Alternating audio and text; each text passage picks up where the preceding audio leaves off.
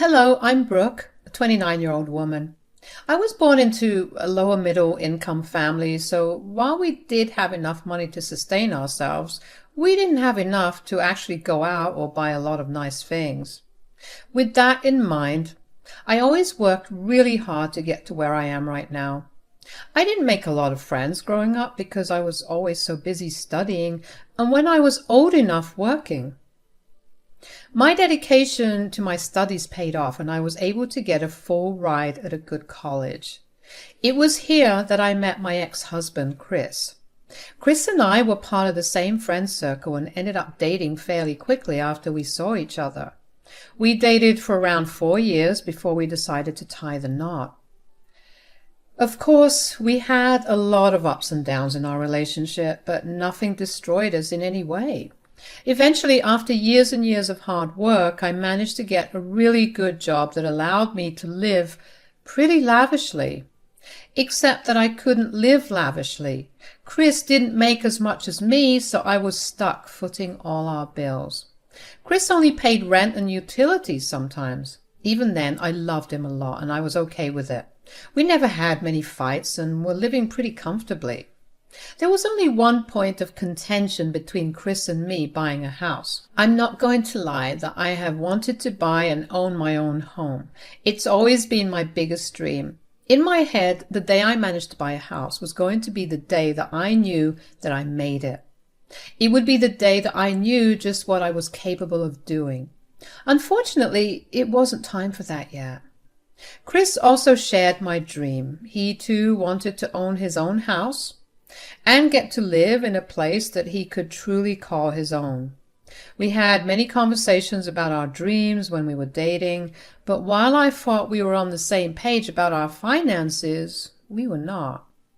Chris was under the impression that we both made more than enough to buy the house. The thing is, first of all, Chris made significantly less money than me. I mean, he barely made half my annual income. And secondly, Chris had a terrible credit score. He was always late to pay off his credit bills and always withdrew more than he could pay off. I will admit that his financial condition caused a lot of tension between us in the first 2 years of our marriage. We never moved in together before getting married and we always kept our finances separate. So to find out just how miserably he had been living was a slap in the face. But I loved him too much to ever leave him for it. So I decided to take care of him too. We were married and I believed in his burdens being mine as well. I started helping cover not only his share of the utilities, but also helping him pay off his credit loans. It took me a good year to get his credit score raised at least a little bit. And of course, because I was constantly paying for everything, I had no opportunity to save. For some reason, Chris believed that we had a lot saved up. He never contributed to any of the savings. He just expected me to have saved up. So to say he was unhappy about me not having saved anything would be an understatement. What do you mean you have no money saved up? I mean exactly that. How? How can that even be possible? You can't be serious. Did you even contribute to saving anything? Oh, come on. You know that I never had that kind of money to spare. Right, and neither did I. Explain to me how that is even possible. You make double what I make. Well, you have a crap ton of debt and barely contribute to our living expenses. Everything I earn goes into making sure we live well. I didn't ask to live well. I don't mind living frugally. That's the biggest lie I ever heard. The one time I tried to save on money and bought all the generic named products, you made such a big fuss about it. And before you say that I hadn't told you about making the switch, I very much did. You even agreed to it back then. That week was hell for me because all you did was whine and complain. So you definitely can't tell me that you can live frugally. So are you trying to say that I'm the reason we can't buy our own house? I'm not saying that, Chris. I'm just saying that it will take longer than expected. How much longer are we going to have to rent?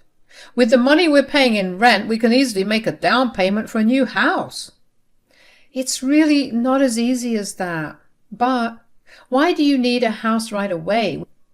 We have a long time to spend together. We're still really young. Let's just get your credit score going well so that we can both properly own the house without having to face any issues. I will make sure that we will start house hunting the second we're both doing well with our credit scores. All right. I was upset at how adamant Chris was about getting a house. I hated that I had to placate him as if he was a child. He was old enough to know how things worked. Even if I did save up the leftover money every month, we still wouldn't have even a quarter of the required deposit. Not to mention, I would be the only one under whose name the mortgage would be taken out. I didn't want to be responsible for such a large sum alone. Chris was still huffing about it in a subtle way to remind me that I had disappointed him, but I simply couldn't bring myself to care about it. He should be grateful that I even stayed with him after I found out about his financial condition. The way he was so ungrateful only fueled the irritation I had inside me. Once a week, Chris would tell me that he was the only one in his friend group who didn't have their own home. He told me over and over again how shameful it was for a 30-year-old man to not own his own place. He tried every technique of emotional manipulation available under the sun to try and get me to buy him a house. All that made me feel was disgusted with him. I don't know where he expected me to pull that kind of money from. And then things got worse. Once Chris realized that his tactics weren't working, he invited his mother, Doris, over to try and convince me. Of course, he invited her over when I was at work, so I was surprised to see her there. "Oh, hey, Doris, what brings you here?" "I invited her over." "Chris was telling me about something the both of you are struggling with." "Huh? We're struggling with something? Since when?" "Is this one of your problems, Chris? That she conveniently forgets things?" "No, that is not a problem. I'm simply confused because as far as I know, Chris and I aren't facing any issues."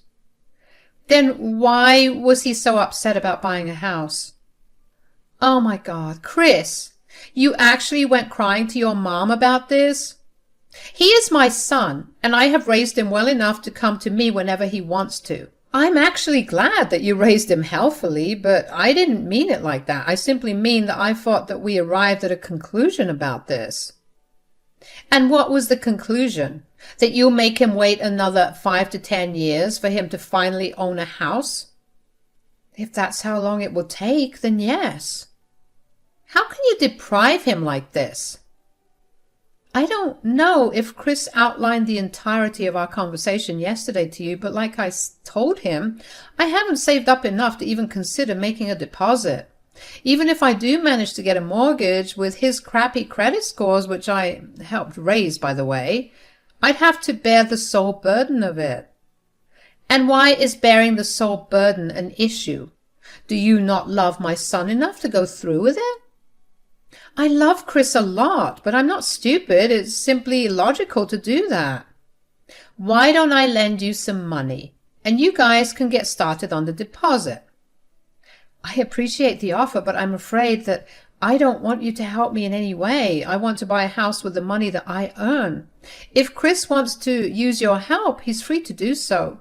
Now, if you'll excuse me, I had a tiring day at work, and I would like to freshen up and get some rest. I could hear Doris talking about how selfish I was to withhold something as big as this from Chris, but quite frankly, I really couldn't bring myself to care. I didn't think I had it in me to actually keep explaining the same thing over and over again to both of them. I decided that the day had been way too long to dwell on what happened immediately, so I took a hot shower, and once I was all clean, I sat on my bed and really thought about the conversation I had with Doris. First of all, for Chris to call his mother just to get me to agree was enough to make me angry. I hate to involve others in issues in my relationship, and this was something he knew about. The fact that he thought involving his mother in this would change my mind made me feel a little disgusted at how desperate he was to own a house, that too only because he wanted to be like all his friends. If he wanted to be like all his friends, he should probably have tried and worked as hard as they did. They had money because they worked for it. Chris was satisfied with the minimum wage desk job that he had since he graduated college. He saw no reason to try and get a better job. I did, to get him to change jobs and find better opportunities, but he got too comfortable with his work. The thought of changing seemed like too big a hassle. The second thing I thought about was Doris's question about why, if I loved Chris, I was not willing to bear the load of being the only one legally responsible for paying the mortgage. Again, because I did not want to involve her in the intimate and personal aspects of our relationship, I did not answer that. The truth was that Chris was very irresponsible with even what little money he earned.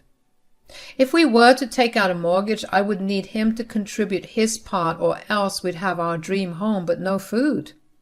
There had been many months where within a week Chris would have splurged his entire salary on these meaningless things that he would simply store away and never look at again. It was only because I had enough money that we were still surviving. And like I was saying earlier, moving to a better job was too much of a hassle for Chris, so did that mean that he did not love me enough to make a change? Why was it only me that had to get the blame? I saw no reasoning in that argument of hers, but even if I told them all of this, I knew that they would have found one way or another to turn it back around on me. There was no use arguing with them because it truly felt like talking to two walls. That night, Chris texted me and told me that he was staying with Doris for the night. He told me he expected an apology from me to both him and his mother. Of course, I wasn't going to do that. I had nothing to apologize for.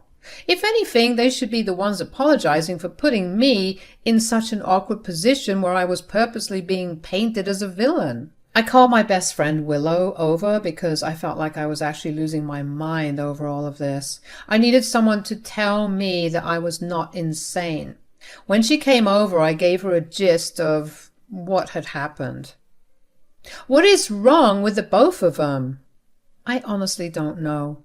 When both of them kind of just ganged up on me, I really felt like I was committing some crime, but not giving them what they wanted.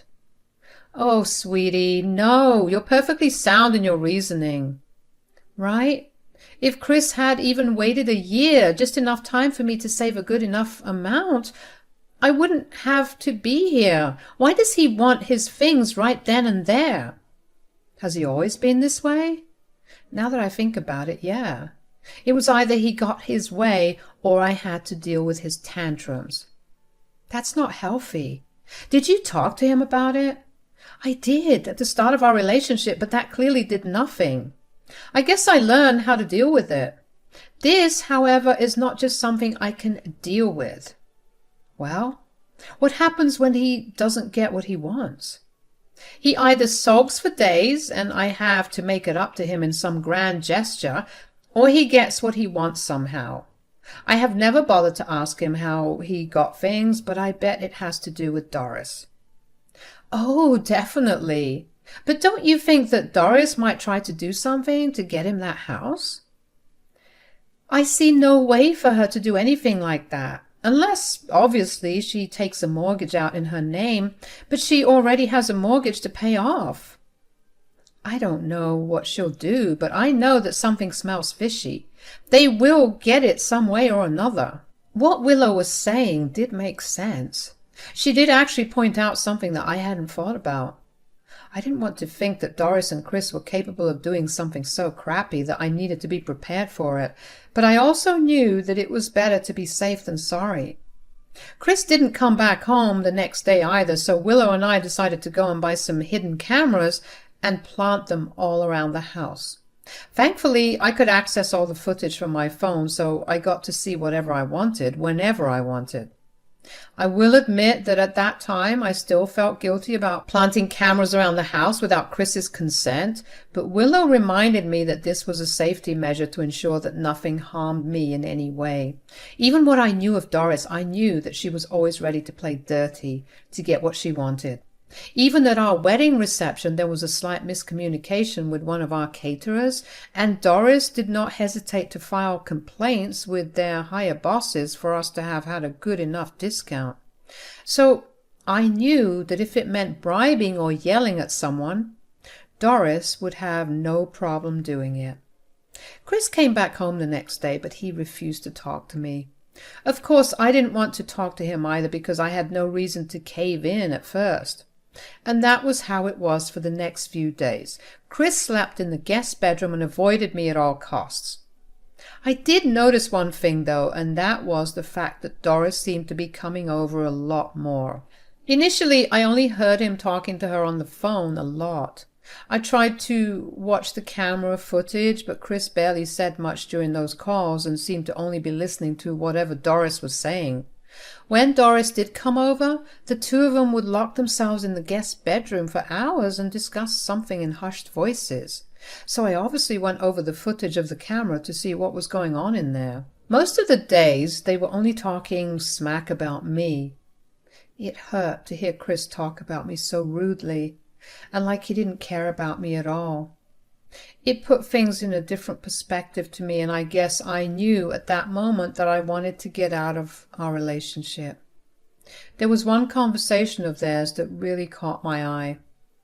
"So, have you spoken to her?" "No, why should I? She hasn't apologized to us." "That's good. You should never give in, or she'll think that she has all the power." "I just don't like this, though. I didn't think we'd ever be this way." "Oh, honey, some people only show you their true colors after you marry them. They know that once they've got you, there's no reason to keep being the way they were." That's so messed up. I'm not even asking for anything big. I just want us to stop paying rent and live in our own place. "Oh, I know. I was in the same position with your dad." "Really? What did you do?" "At first, we fought a lot, just like you and Brooke right now. But then I tricked him." "Tricked him?" "Oh, yeah. And I'll do just that with you." "What do you mean? What kind of tricks?" "Just wait until tomorrow. You'll understand everything. You just have to promise to do whatever I say. If you do what I say, you'll have that house that you want." "All right. I'll do whatever you want." My heart raced at the thought of me being right. I knew that Doris would do something, but even after watching the recording, I didn't know what exactly. Just like Chris, I too had to wait to find out what her big plan was going to be. The next day, however, I was completely swamped by work, so I had no way of monitoring what was going on at home. By the time I got back home, I was so tired that I was just ready to fall asleep. That was when Chris walked into the door all happy and sat down on the couch next to me. He pulled me into a hug, and I was so confused by his shift in behavior. Then I remembered that something must have happened for him to be this happy. I made an excuse about needing to wash up and ran back to our room. I quickly looked at the recording and realized that Doris had forged some documents to get Chris the house. I looked through my bank accounts and realized that the mortgage had been taken out in my name. She had Chris forge everything and potentially ruin my credit, all because Chris wanted something. I was furious, but I knew that it was too late in the night to get anything done. The next morning I took a day off work to find a lawyer. I updated Willow on everything and she accompanied me. We filed for forgery and got all the legal things worked out. When I went back home, Chris still looked like he was on cloud 9. Doris was also there, and she looked smug. "Brooke, you didn't go to work today?" "No, I needed to get some things sorted out." "Oh, what is it?" "Chris, tell her the good news." "What good news?" "We're getting a house." "How is that even possible?" "That doesn't matter. Mom found a way to make it happen." "Right, by forging documents in my name?" "What?" "Don't even try to play dumb right now. I know about what you guys did. How did you even think that something that stupid would work? Look, all that matters is that we will soon have our house. Did you really want a house so bad that you were willing to commit a crime for it? How fragile and big is your ego? I just want us to have a good life. If that's an issue, then you have some things to work through. Accusing me of having a fragile ego is unnecessary. Forget that, but I am accusing you of committing a crime. What do you have to say about that, huh? Saying that you wanted a better life for us is not a justification a judge would like to hear. Whatever. There's no way for you to prove what we did. Really? I pulled out my phone and showed Doris and Chris the recording of their conversation. They both went pale and looked at me in panic. I just smiled at them and told them that I had already spoken to a lawyer who had helped me press charges against them. I told them that they better lawyer up fast. I then packed a bunch of my things and made my way to Willow's house. From there onwards, I was in court every other week. Chris and Doris tried to villainize me, but that was still no reason for forgery.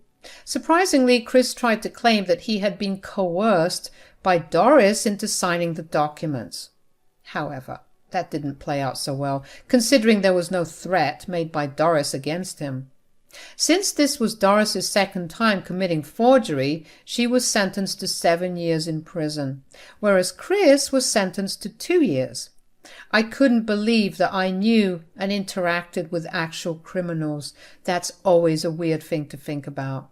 But I managed to get my credit score back up and managed to have the loan against my name cancelled.